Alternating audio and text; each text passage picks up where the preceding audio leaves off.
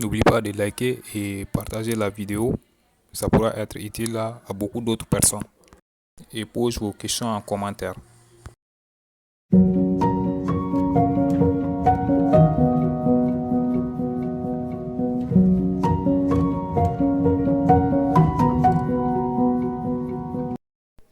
Salut à tous, c'est Issa Malik. Je suis super excité de vous parler aujourd'hui de l'analyse financière. Pourquoi devrez-vous, en tant qu'étudiant, de vous juger de cette compétence? Parce que c'est tout simplement essentiel dans le monde des affaires. L'analyse des activités. L'analyse des activités se fait grâce à l'aide des soldes intermédiaires des actions. Du coup, les soldes intermédiaires des actions sont des indicateurs des actions établis à partir des données du compte des résultats.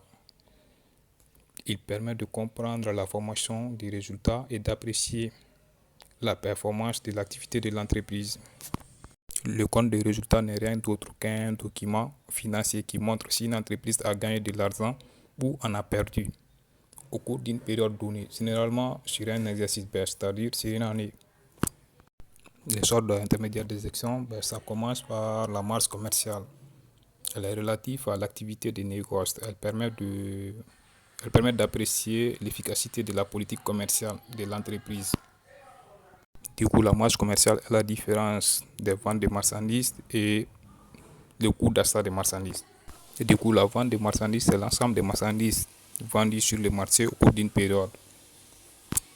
Et le coût d'achat des marchandises, c'est l'achat des marchandises plus la variation des stocks. La variation des stocks, c'est le stock initial moins le stock final dans les magasins, bien sûr.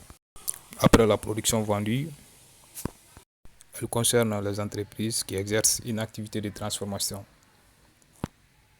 c'est-à-dire les entreprises industrielles. Par contre, la marge commerciale, ça concerne les entreprises commerciales. C'est la différence. Du coup, pour le calcul, on fait l'addition de la production vendue et production stockée. Ensuite, la production immobilisée. Je vous explique. La production vendue, c'est l'ensemble des produits vendus sur le marché. Et la production stockée, elle est égale à stock final moins stock initial. Et enfin, la production immobilisée. C'est lorsque une entreprise consomme elle-même ses produits. Et ensuite, la valeur ajoutée.